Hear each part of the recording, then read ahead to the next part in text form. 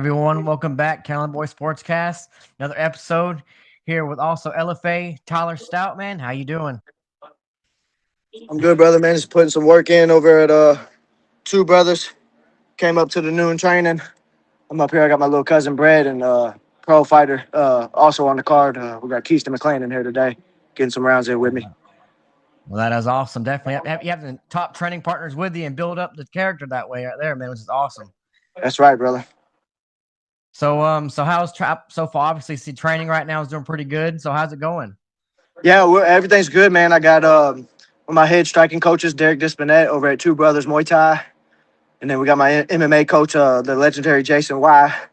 And we got some good guys over here at Two Brothers that have always been my teammates for about 2 years now.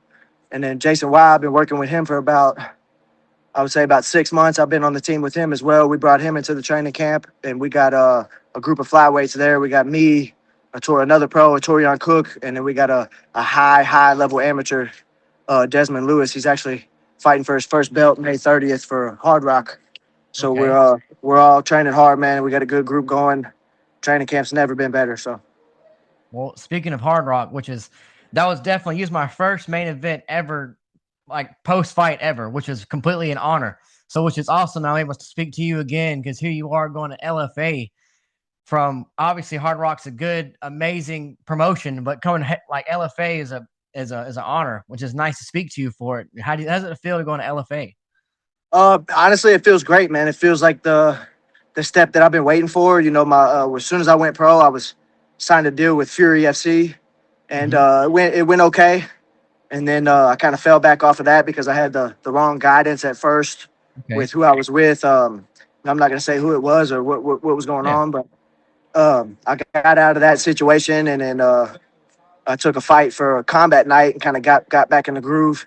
And then I ended up taking a short notice fight out in Denver. Taking a risk out there, trying to get my first pro belt. It didn't work out, and then I had to come back and just take a step back and get back to the drawing board. So we took that Hard Rock fight, and then honestly, I really wasn't myself in that fight. I had a lot of some mental health issues going on that whole training camp, and then the fight week leading up to the weight cut. I had a real big life situation that happened to me. Um, but we got through it. We still showed up. We still made weight. We fought. And I just feel like my killer instinct was a little bit off in the last fight, as far as just not giving a fuck about much or nothing. And I respected Ronnie. I respected the promotion, but I had way too much on my mind stepping into the cage that night, and I kind of had to block everything out that was going on in my life, just to be able to do what I love and step in that cage and go to battle.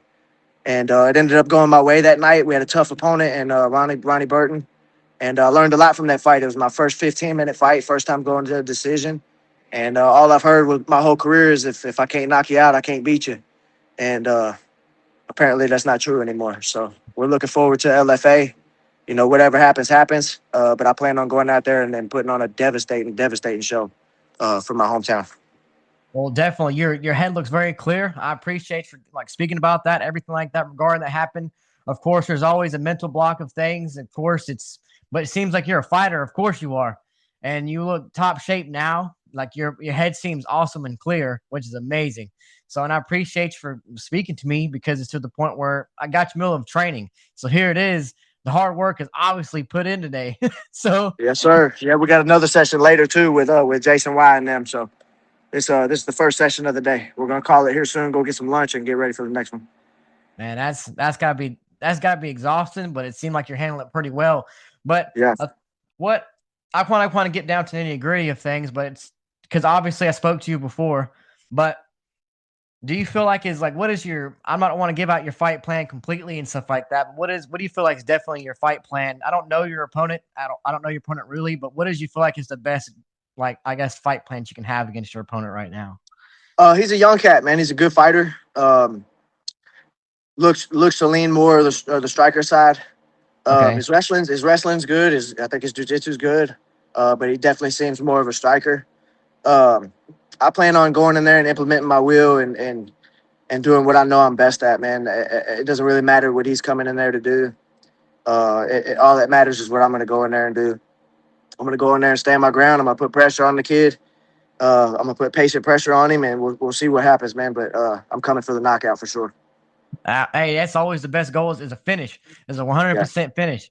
But so I like to get personal with a fighter, especially. But it's I seen a little bit of your social and stuff like that. But what built you as a character to become a fighter? What built my character as a fighter, man, is I was kind of a troublemaker growing up, and a lot of street fights, a lot of I've probably been in more big ass group fights than I've got 16 fights total in the cage, but I've probably been in more group fights, like gang type style fights Okay. than one on one street fights. I've always been in some type of mess. I grew up in Louisville, Kentucky. I'm from Germantown, but I lived in Louisiana my high school years. I ended up dropping out of school, going to military school.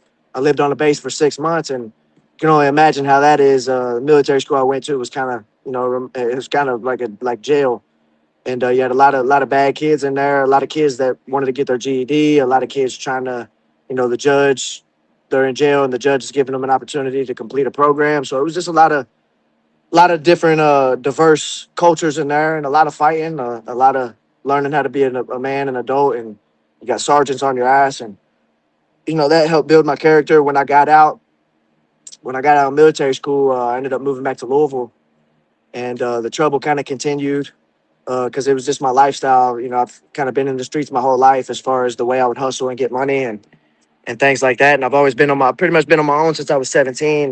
My parents had me when they were young, so I've always kind of been treated like their little brother. So I've kind of just always ran and done my own thing. I didn't really have much guidance in my life. And then, after my stint in Louisville, I started training. I got some trouble. I was like, you know what? I'm gonna go to an MMA gym, and it's because I've always been interested in the sport. I've been in the Yeah. boxing gym since I was a kid, and karate, and I wrestled a little bit before I dropped out of high school. And I was like, man, I'm tired of getting in trouble. I feel like my life's on the line. I'm gonna go walk in this gym and see what happens, see where it goes. And first day I went, I got mopped the floor with, man. And I said, no, we ain't having that. I showed up the next day, showed up the next day, and showed up the next day. And eventually it led to where I'm at now. We ended up moving to Florida. My son was born down in Florida. I started my amateur career down there, and just kind of took off ever since. I've never gone 3 months without a fight. I've had back to back training camps, man, and it just built my character as a fighter and as a human being and as a man and as a father. And it just kind of took off from there, and now we're 16 fights deep, going on 17. So Now that's obviously definitely an amazing record automatically have, especially this early and stuff like that in your career. And it's fighting consistently. Obviously, you're always going to stay in shape every single time. yeah, But what do you feel like the training that you felt like so far is like the new training that you had recently and stuff like that? Have you feel like it helped you a lot in the long run? Or is it how do you feel differently? I guess in the long run. absolutely no, because when I came back to Louisville from Florida, I was with another gym here in the city, and they're mainly jiu-jitsu grappling gym, and me and that coach didn't end up working out. So I tried to get Derek Dispinet involved, and the other coach he wasn't really having it. So we kind of went our separate ways. I came over here and joined Derek, and we're mainly a striking gym here. We got MMA guys, we got MMA fighters, but we didn't. We were kind of going other places looking for other coaches to get involved. And Louisville's a small town, man. So when it comes to the MMA gyms out here, it's a lot of button heads, a little bit, I would say. Yeah. But for the most part, we were trying to just find, fill in the gaps as far as the other aspects of the game. And I ended up, I fought one of Jason Wise's pupils in the Torian Cook. We fought when we were amateurs.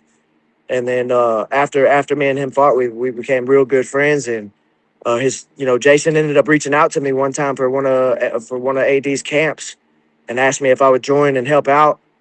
And I jumped right on it in hopes that I would get the same in return. And as soon as I got there, I realized that I wasn't just there to help them. I realized that I was there for to not only to help them, but for they wanted to help me, and they wanted me to jump on board with them. And I got Jason and Derek Dispinet on the same page, and we're all grinding, working together, man, and it's working out perfect. It's filled a lot of gaps that I've had in my game for the past couple of years as far as training, and it's going so perfect. It's going so smooth, man. I love these guys to death, and I'm just super grateful and super happy to be in the position I'm in right now, man. To be honest with you. because it's definitely an honor, to see the growth of Hard Rock to here. And obviously, I'm not saying anything about Hard Rock at all because Hard Rock is definitely top promotion, but it's like an honor to speak to you to basically just progress the whole entire of your career, and like especially with like UFC or PFL or something like that, or even the new MVP. But so what UFC. is after UFC. LFA? Of course, what would you definitely have to talk to you the whole entire way of your whole entire career. I would appreciate it. Hey, I'm here. So but what do you feel like? Hopefully, obviously, this is going to be an awesome win for you. I don't want to say it, but hey, I have faith in you. Of course, everything goes, but like I have faith in you, especially the whole entire way. But what do you feel like would be next after LFA? Of course, if someone's picking you up, like what do you feel like the best course of action for you that way? What would you like to do? Hopefully, I've been in talks with my management, and we're hearing that if I can go out here and put on a good performance, man, that we'll get tied in with the LFA and get more opportunities with them, and hopefully I can get that deal with them locked in, and they'll build a little bit of a market around me in Louisville, and then hopefully get picked up by the UFC from then. So hopefully I'm looking at you know no more than 4 fights, man. I want to fight probably 4 more times, and then I'm UFC ready, man. I want to go. Yeah, because I want that money. I want them to dangle that bonus in front of my face, and I'm trying to get after it, man. I want to. I'm 29 years old, so I want to. I want to. I'm not looking too far ahead. This is my focus is on this fight, but since you're asking the question, I want to get through. Get a contract with the LFA and hopefully get fed to the UFC from there. yeah, because you're definitely in the right track right now. I mean, LFA, it's a feeder company. LFA pushes like the top tier. Like the last LFA event I went to was in Clarksville, and I was the main event. He went straight to the UFC after that. So I got his poster, but I didn't get to hang it up. But yeah, so to the point, you're fighting in like the most top promotion, especially right now. For me, LFA, I'm pretty sure it was ranked in the top 10 of top promotions itself. So I feel like it's definitely the strong suit. But I so mean, well, what is even with the Hard Rock thing, like Hard Rock is a more of a local promotion here. mhm. But that's the only lower I wouldn't even call it lower level, but just as far as being local here, Yeah. but I still got a tough opponent. It's not like I'm not getting any step downs in opponents. Yeah. No matter what promotion it is, I'm having to fight tough ass guys regardless. So I'm just glad that I get to fight a tough opponent under the biggest of lights outside the UFC. Yeah, So because I personally didn't really know who your opponent is. I hate to ask you, so it's kind of I don't know if you can or not, but hey, that'd be awesome. But so is there anything you'd like to say, especially to your listeners, stuff like that, to mine that would basically promote for younger generation fighters that push it? What would you say to them if they was able to ask you that question right now? I would say the first thing I would say is you got to be disciplined. You Okay. got to be disciplined. You can't. This game is gonna cost you a lot. It's gonna take a lot from you. It's gonna give you a lot as well. But this game calls for sacrifices. And if whatever God's got planned for you, if it's this game, if it's not, you'll find out because it's not for everybody. So if you get in this game and you're disciplined, you stick with it, and this is what God's got for you, then it's gonna be meant to be. Stick with it, and no matter the ups and downs, if you love it, if it's for you, if you feel it in your heart and your gut that this is for you, stay with it. Find a good team. Find good coaches. Find people that really care and love you, and want to see you win. Because there's a lot of people out here that they just want to take your money. They just want to take your money. They want to take your credit, and stay away from those guys, man. It's going to be trials and tribulations with this game when it comes to the young cats, but um, don't let don't let the politics in this game take away from what you need to do to get to to the next level for you. Man, I appreciate you. Is so anything you want to say before we log off here? Like, want to announce if anything like that, announcements, anything like that as well before you get off? I just want to shout out to my teammates. I want to shout out to Torian Cook, Desmond Lewis, Keiston McLean, Silas Cannon. I want to shout out my coach, Derek Dispinette, Jason Y, Zachary Grasso. I want to give a shout out to Bryant Haynes, Jacob Stump Yancey. He's on the card too. Um, and really, man, my sponsors, Love Liquors, Mr. Beat the Books, Danny's Bullies. Let's see who else we got. Tattoo Pat, Patrick Carter. Let's go.